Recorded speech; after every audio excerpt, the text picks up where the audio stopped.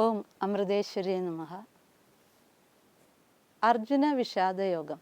പലരും ചോദിക്കുന്ന ചോദ്യമാണ്, അർജുനൻ്റെ വിഷാദം എങ്ങനെ യോഗമായി എന്ന്. ഗീതയിലെ ഓരോ അധ്യായത്തിൻ്റെയും പേരിനോട് യോഗം എന്ന വാക്ക് ചേരുന്നുണ്ട്. യോഗമെന്നാൽ യുജ് എന്ന സംസ്കൃത ഭാഷയിലെ ധാതുവിൽ നിന്നാണ് ഉണ്ടായത്.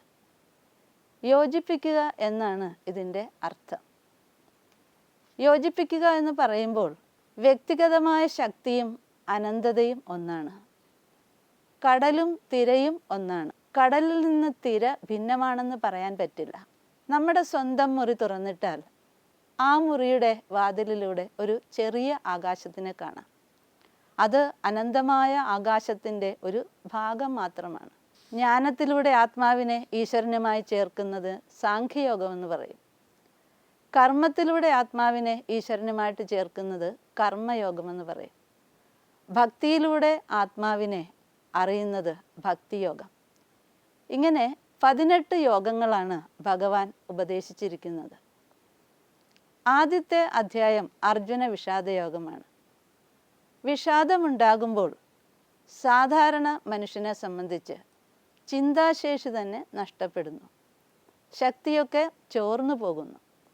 കർമ്മത്തിൽ നിന്ന് വിമുഖനാകുന്നു. പല കാരണങ്ങൾ കൊണ്ട് ഒരാൾക്ക് വിഷാദം ഉണ്ടാകാം. സാമ്പത്തിക തകർച്ച, ഉറ്റവരുടെ വേർപാട്, അല്ലെങ്കിൽ മാരകമായ രോഗം ബാധിക്കാം. ഈ അവസ്ഥയിലെത്തുമ്പോൾ ആത്മവിശ്വാസം നഷ്ടപ്പെട്ട് ശാരീരികമായും മാനസികമായും തകർന്നു പോകുന്നു. അർജുനൻ ഇവിടെ ശരീരത്തിന് തളർച്ച, തൊണ്ടയ്ക്ക് വരൾച്ച, വിറയൽ, എന്തിനധികം പറയണം, കരുത്തനായ അർജുനൻ്റെ കയ്യിൽ നിന്നും ഗാന്ധീവം വരെ ഊർന്നു പോകുന്ന അവസ്ഥയെത്തി. സമൂഹത്തിൽ ഇത്തരം പ്രതിസന്ധി ഘട്ടങ്ങൾ വരുമ്പോൾ അവിടെയാണ് അമ്മയെപ്പോലുള്ള അവതാര പുരുഷന്മാരുടെ പ്രസക്തി. ലക്ഷക്കണക്കിന് ആളുകൾ അവരുടെ ദുഃഖഭാണ്ഡവുമായിട്ടാണ് അമ്മയുടെ അടുത്ത് വരുന്നത്. എന്നാൽ അവരുടെ ദുഃഖം, വിഷാദം യോഗമായി മാറുന്നത് കാണാം. കാരണം പിന്നീട് അവർക്കും തനിക്കും തൻ്റെ കുടുംബത്തിനും ലോകത്തിന് തന്നെയും ഉപകാരികളായി മാറുന്നു. ഇവിടെ അർജുനന് ശ്രവണ പക്വത വന്നിരിക്കുന്നു. ശ്രവണമെന്ന് പറയുന്നത് ചെവി കൊണ്ട് കേൾക്കുന്നതല്ല, ഹൃദയം തുറന്ന് കേൾക്കുന്നതാണ്. അമ്മയുടെ ദർശന സമയം അമ്മയെ നോക്കിയാൽ ഇത് എളുപ്പം നമുക്ക് മനസ്സിലാകും. ദർശന സമയത്ത് തന്നെ അമ്മ സ്ഥാപനങ്ങളുടെ മീറ്റിംഗ് നടത്താറുണ്ട്.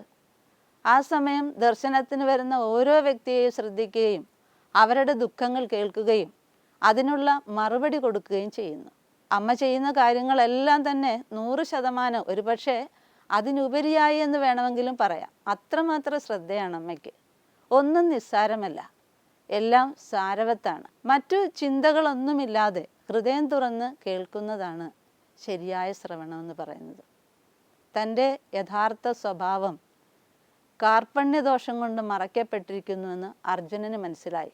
കാർപ്പണ്യദോഷം എന്ന് പറഞ്ഞാൽ ധർമ്മവും അധർമ്മവും തിരിച്ചറിയാൻ വയ്യാത്ത അവസ്ഥ, വിവേകബുദ്ധിയും വൈരാഗ്യബുദ്ധിയും തമ്മിലുള്ള വടംവലി. ഈ ഒരു സാഹചര്യത്തിൽ അർജുനൻ ഭഗവാനിൽ ശരണാഗതി അടയുന്നു. സ്വസ്മിൻ ദീനത്വ ഭാവന രക്ഷകത്വം ച ഈശ്വരേ ഗുരൗ ച എന്നൊരു ശ്ലോകം. അതായത് താൻ ദീനനാണെന്ന് തോന്നണം. സാധാരണ ഒരു ഡോക്ടറിൻ്റെ അടുത്ത് ഒരു രോഗി ചെല്ലുമ്പോൾ രോഗിക്ക് ഒരു ദീനതാഭാവം ഉണ്ടാകും, താൻ നിസ്സഹായനാണെന്ന ഭാവം. രോഗി എത്ര ദീനനാണെങ്കിലും ഡോക്ടർ അയാളെ വേണ്ട ചികിത്സ ചെയ്യും, ഓപ്പറേഷൻ ചെയ്യും, മരുന്ന് നിർബന്ധിച്ച് കഴിപ്പിക്കും, എഴുന്നേറ്റ് നടത്തിപ്പിക്കും, എല്ലാം ചെയ്യും. ദീനനല്ലേ, കിടന്നോട്ടെ എന്ന് ഡോക്ടർ വിചാരിക്കില്ല. എന്നാൽ ആ ഡോക്ടർക്ക് രോഗിയോട് കാരുണ്യമില്ല എന്ന് പറയാൻ പറ്റില്ല. രോഗിയുടെ ഭാഗത്തും ചില കാര്യങ്ങളുണ്ട്. രോഗി താനൊരു രോഗിയാണെന്ന് അംഗീകരിക്കണം. അമ്മ പറയുന്നു, ഒരു ഡോക്ടറിൻ്റെ മുമ്പിൽ എല്ലാം തുറന്നു പറയാനുള്ള മനസ്സ് വേണമെന്ന്. രോഗി ചികിത്സയ്ക്ക് വിധേയനാകണം, എങ്കിലേ രോഗത്തിനെ പൂർണ്ണമായിട്ടും മാറ്റാൻ പറ്റുകയുള്ളൂ. ഈ ചികിത്സയ്ക്ക് വിധേയനാകുന്നതാണ് ശരണാഗതി എന്ന് പറയുന്നത്. ഇവിടെ അർജുനന് തൻ്റെ പോരായ്മകൾ എന്താണെന്ന് മനസ്സിലായി. തൻ്റെ രോഗത്തിൻ്റെ ലക്ഷണവും മനസ്സിലായി. അതുകൊണ്ട് ഭഗവാന്റെ മുൻപിൽ ശരണാഗതി അടയാൻ തയ്യാറായി. അതിലൂടെ തൻ്റെ സ്വധർമ്മം അനുഷ്ഠിക്കാൻ വേണ്ട കരുത്തും ആത്മവിശ്വാസവും ഉണ്ടായി. തൻ്റെ സാന്നിധ്യം മാത്രേണ ശിഷ്യനിലേക്ക് ശക്തി പകരാൻ ഗുരുവിന് സാധിക്കും. ശിഷ്യന് പ്രേരണ നൽകാൻ സാധിക്കും. നിത്യാനിത്യ വിവേകം ഉണ്ടാക്കാൻ സാധിക്കും. പക്ഷേ ഇതൊക്കെ ഗുരുവിന് പറഞ്ഞു തരാനേ സാധിക്കൂ. എൻ്റെ ഉള്ളിലെ ശക്തിയെ ഉണർത്തേണ്ടത് ഞാൻ തന്നെയാണ്.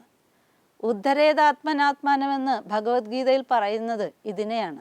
സാധാരണ ലോകത്തിലെ നേട്ടങ്ങളിൽ പോലും അവർ കടന്നു വരുന്ന വഴികൾ നോക്കുമ്പോൾ എത്രയെത്ര കഷ്ടപ്പാടുകളും ദുഃഖങ്ങളും വെല്ലുവിളികളും സഹിച്ചാണ് അവരൊക്കെ ആ തലത്തിൽ എത്തിയതെന്ന് നമുക്ക് കാണാം.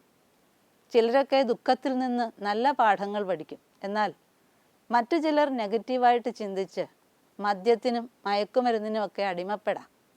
അല്ലെങ്കിൽ ആത്മഹത്യ ചെയ്യുന്ന സ്ഥിതി ഉണ്ടാകാം. അതുമല്ലെങ്കിൽ നിരന്തരം മാനസിക സമ്മർദ്ദം അനുഭവിച്ച് മനോരോഗികളായിട്ട് മാറാം. ഇവിടെ അർജുനൻ ഒരു കാര്യം മനസ്സിലാക്കുന്നു. തന്നേക്കാൾ ഗുരുവിന് തൻ്റെ കാര്യം നന്നായിട്ടറിയാമെന്ന്. ഇതാണ് ശരണാഗതിയുടെ ലക്ഷണം.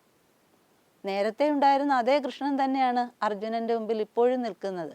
എന്നാൽ അപ്പോഴൊന്നും അർജുനൻ കൃഷ്ണനിൽ ഗുരുവിനെ കണ്ടിട്ടില്ലായിരുന്നു. ശരണാഗതി ചെയ്തു കഴിഞ്ഞാൽ പിന്നെ അവിടെ വ്യക്തിത്വമില്ല, ഈശ്വരൻ മാത്രമേ ഉള്ളൂ.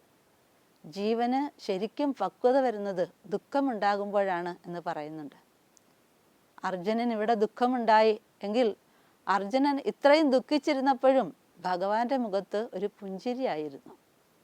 ഭഗവാന്റെ ആ പുഞ്ചിരി അത് ജ്ഞാനത്തിൻ്റെ ലക്ഷണമാണ്. മറ്റേത് അജ്ഞാനത്തിൻ്റെ ലക്ഷണമാണ്. അർജുനൻ്റെ ഈ വിഷാദം സദ്ഗുരുവിൻ്റെ സാന്നിധ്യത്തിലായതുകൊണ്ട് അത് യോഗമായി മാറി.